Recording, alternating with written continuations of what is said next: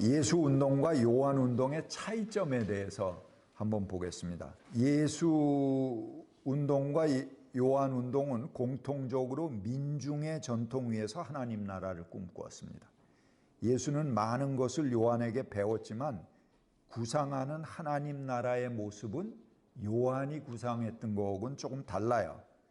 앞서 언급했듯이 예수는 세례 요한을 여자가 낳은 사람 가운데 세례 요한보다 더 큰 인물은 없었다라고 했습니다. 하지만 곧이어 다가올 하나님 나라에는 가장 작은 자도 세례 요한보다 클 것이다, 그렇게 얘기하거든요. 그건 뭘 얘기하냐면 예수가 생각하는 하나님 나라는 요한이 생각한 하나님 나라와는 질적으로 다르다 하는 것을 암시하는 말이라고 볼 수 있겠습니다. 예수의 하나님 나라와 세례 요한의 하나님 나라는 다른 성격을 가졌습니다. 첫 번째 그 차이점은 세례 요한은 하나님의 임박한 도래를 선포했습니다. 그렇지만 예수는 하나님 나라, 하나님의 현존을 선포했어요. 세례 요한의 메시지는 뭡니까? 하나님 나라가 가까이 왔다, 회개하라, 이거잖아요. 그러니까 임박한 그 나라의 도래, 하나님께서 곧 오신다, 이런 거를 이제 선포했지만 예수는 하나님이 이미 여기 와 계시다 라는 현존을 선포했다는 것입니다. 요한은 하나님의 대청소가 임박했으며 심지어 며칠 내로 일어날 수 있다 라고 선포했습니다. 그러나 예수는 하나님의 변혁적인 도래는 현존하는 것으로 이미 지금 이곳에 와 있다, 이렇게 선언한 것이 차이점이라고 볼 수 있겠습니다. 두 번째 차이점은 세례 요한은 하나님 나라의 외부 개입을 말했습니다. 그러나 예수는 협력을 말합니다. 요한에게 있어서는 그 나라는 나하고 상관없이 하늘에서부터 오는 나라예요. 그리고 그 나라가 임하면은 그때 변화가 생기는 거예요. 그런데 예수에게 있어서 하나님 나라는 협력적이에요. 내가 거기에 참여하고 함께 그것을 바꿔내는데 참여해야지만 오는 나라예요. 그게 협력적인 나라. 요한의 하나님 나라는 가만히 앉아 있어도 하늘에서 그 변화가 떨어지는 나라지만 이거는 우리가 함께 참여해서 바꿔내지 않으면 안 되는 나라로 예수의 하나님 나라는 모델이 달라진 거죠. 그게 이제 협력적 하나님 나라다, 이렇게 볼 수 있습니다. 오직 참여하는 사람들이 그 나라를 받아들이고 그 나라를 살아내야 그 나라가 여기에 있게 된다 하는 게 이제 예수의 메시지입니다. 예수는 실현된 종말이 아니라 실현할 수 있는 종말, 좀 더 정확히 말해서 협력적인 종말을 말합니다. 하나님의 대청소는 하나님 없이는 일어나지 않지만 또한 우리들 없이도 일어나지 않는다 하는 것이죠.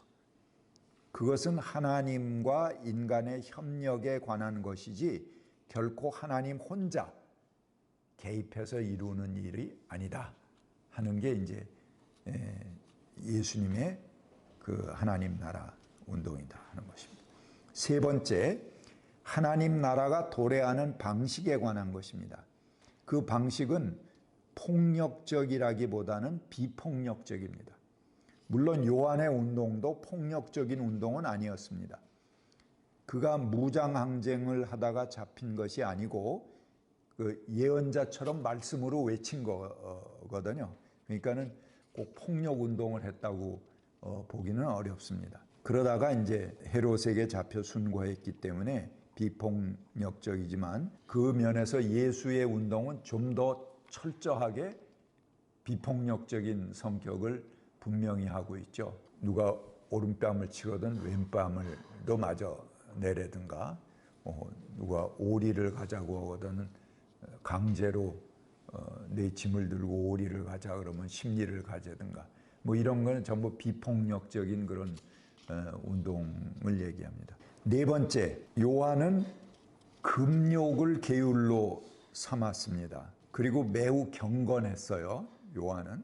그러나 예수님은 경건하고는 조금 거리가 먼 것 같아요. 그래서 그 가는 데마다 먹고 마시는 판을 벌였습니다.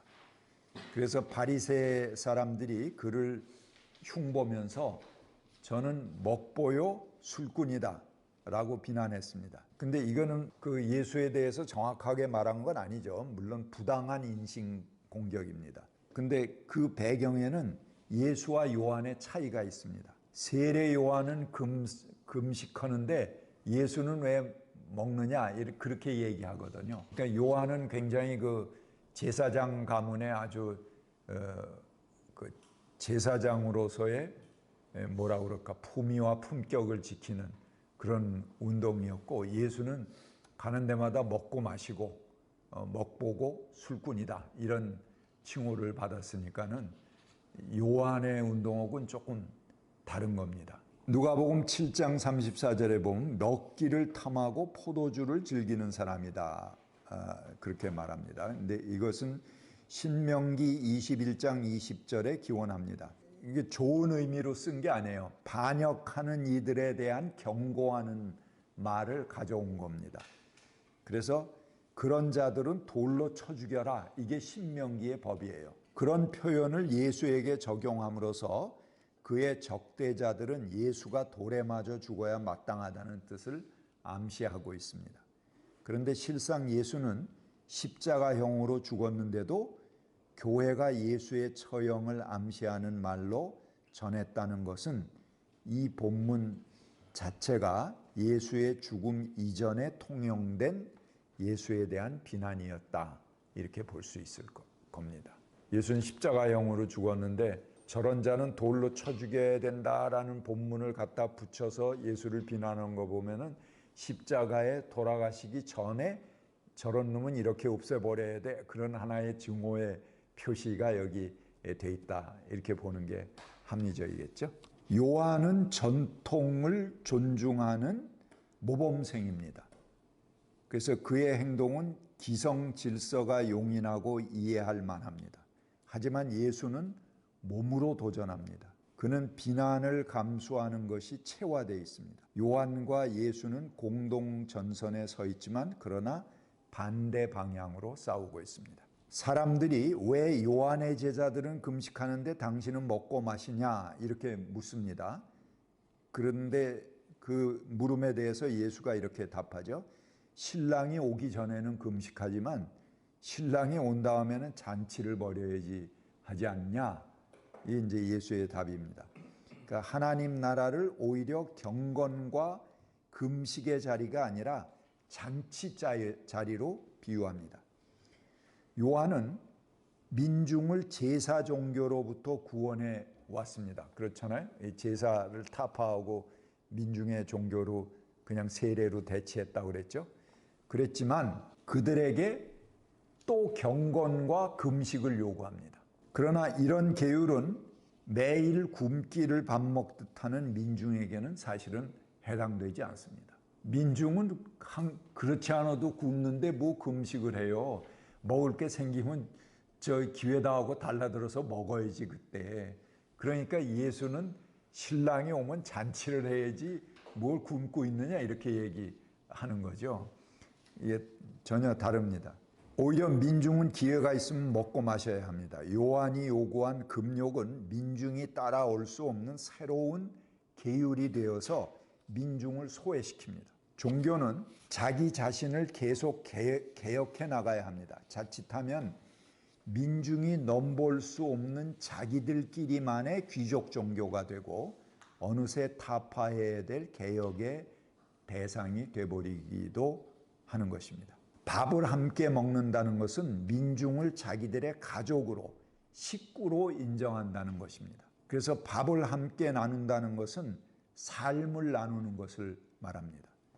입으로만 하나님 나라를 선포하는 것이 아니라 하나님 나라는 모두가 한 상에서 함께 한 식구가 되어서 먹고 마시는 잔치입니다. 누가복음에 하나님 나라를 이 잔치에 자꾸 비유하잖아요. 이렇게 같이 먹고 마시는 그 잔치가 하나님 나라지 맨날 금식하고 경건하고 그거는 이제 요한의 세대, 그건 요한의 때까지이고 지금부터는 새로운 세대가 온 거다. 이렇게 예수님이 그렇게 선포하시는 거죠.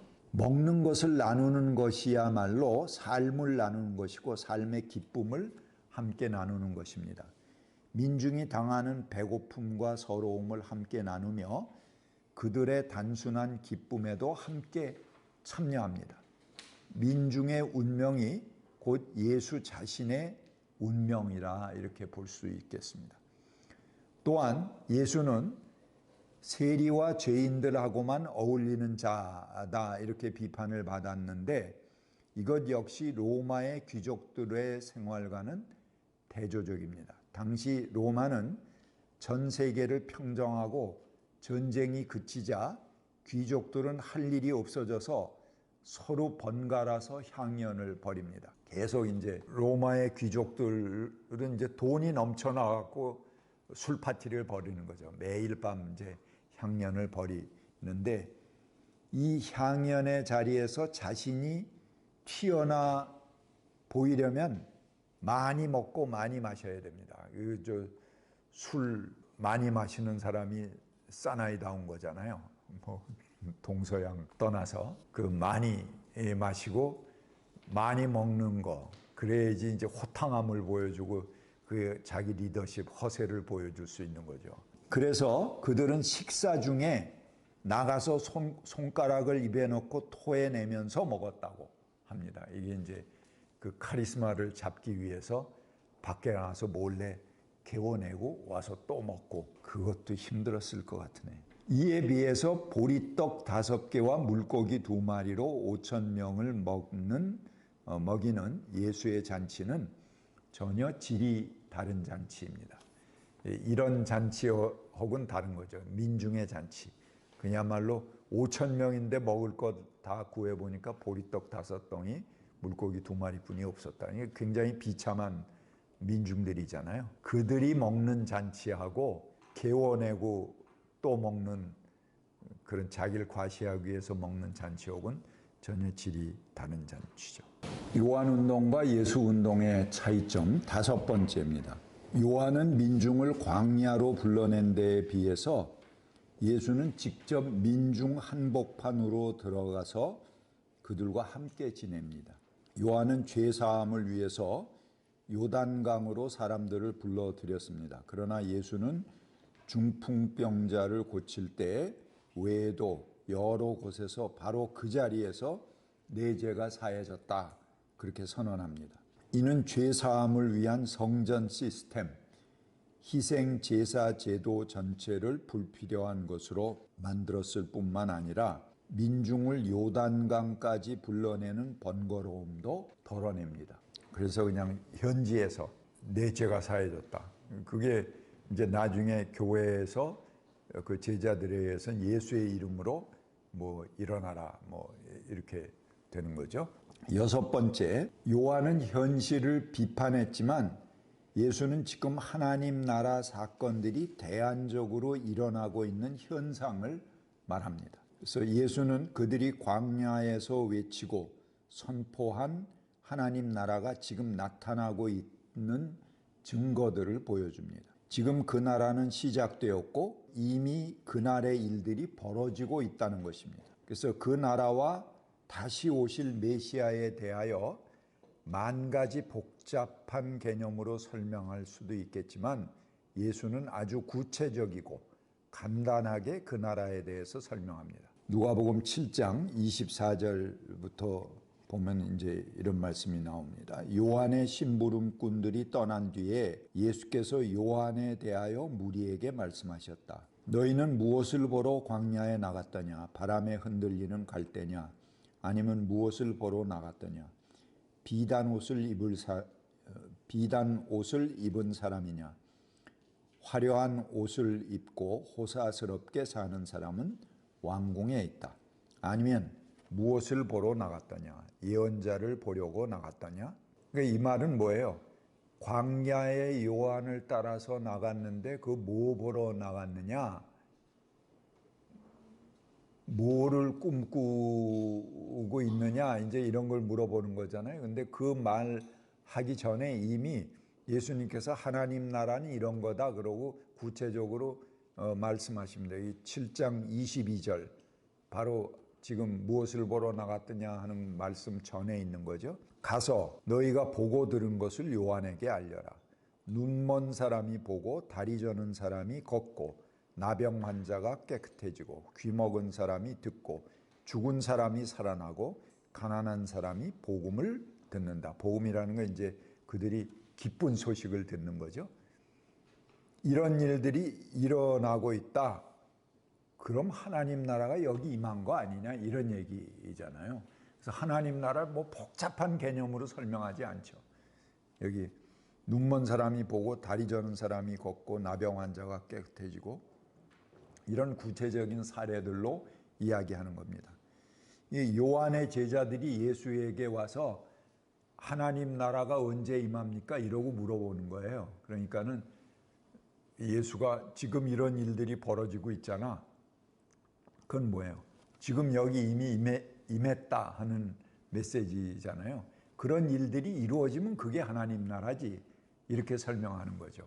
그러니까는 요한을 따라서 광야로 나간 너희들은 도대체 뭘 보러 나갔느냐? 거기 가서 뭐 대단한 설교를 들으려고 나갔느냐? 기적을 보러 나갔느냐? 그런 게 아니라는 거죠. 하나님 나라는 이미 지금 여기 있잖아. 눈 뜨고 일어나고 죽은 사람이 살아나고 그 다음에 가난한 사람이 기쁜 소식, 가난한 사람이 어떻게 하면 기쁜 소식을 듣나요? 부자가 돼야지.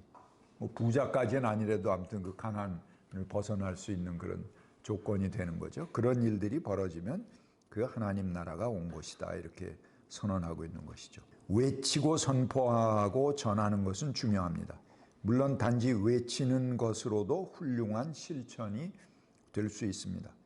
그러나 이미 그 안에 모든 것이 다 제시되었다고 할지라도 다가오는 하나님 나라에서는 가장 작은 것에 불과합니다.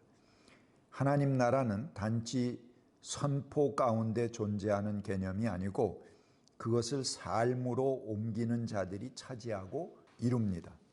지금 그 나라는 도도하게 시작되었고 이미 그 일들이 일어나고 있습니다. 예수를 통해서 새로운 사건들이 일어났습니다. 요한은 경제적 삶에서 초연한 유목민적 삶의 방식을 통해서 살아갔습니다. 메뚜기와 석청을 먹고 털옷, 짐승의 털옷 가죽으로 옷을 해 입고 그러지 않았습니까? 시골 제사장 집단 출신이란 점을 감안할 때 세례 요한은 당연히 하급 가신 계층으로 분류될 수 있습니다. 요한의 메시지는 통치자에 대한 비판 외에는 이렇다 할 사회 정치적인 프로그램이 없습니다. 그냥 그들을 비난한 거죠. 헤롯에 대해서도 비난했고 그 다음에 제사장, 군인 뭐 이런 사람들 너희가 남에게 더 착취한 게 있으면은 더 갚아주라든가 뭐 자기 봉급으로만 만족하고 살래든가 뭐 이런 것들이 이제 세례 요한의 그 비판 메시지잖아요. 즉 유대인 대중의 사회 경제적인 상황 개선을 추구하는 프로그램이 담겨 있지 않았습니다. 그냥 비판한 거죠. 일곱째, 요한은 혼자 세례를 베풀었으나 예수는 그의 제자들, 추종자들 모두가 세례를 베풀도록 했습니다.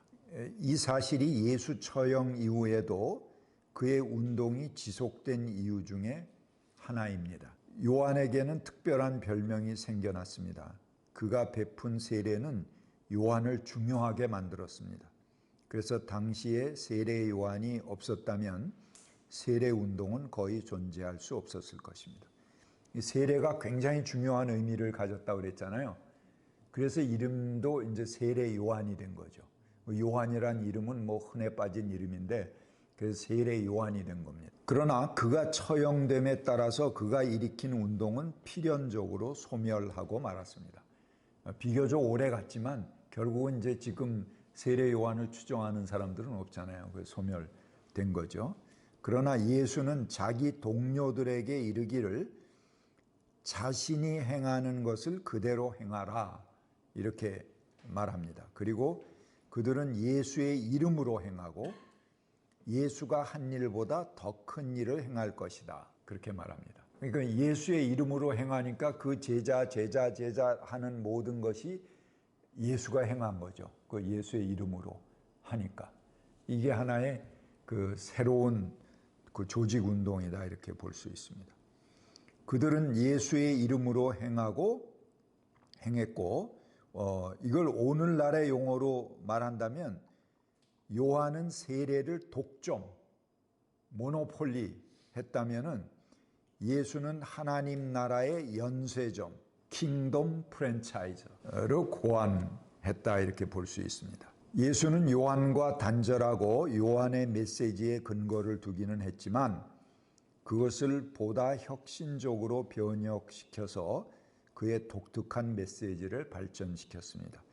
스승을 넘어선 단절로 예수는 자신의 성숙을 가져왔고 자신만의 개성을 갖게 되었습니다. 예수는 요한의 처형으로 인해 요한에게 기대했던 바를 자기 안에 발전시켜 나갔다 그렇게 볼 수 있을 것입니다. 이상 오늘 강의 마치고 여러분들 질문 있으면 질문 받겠습니다.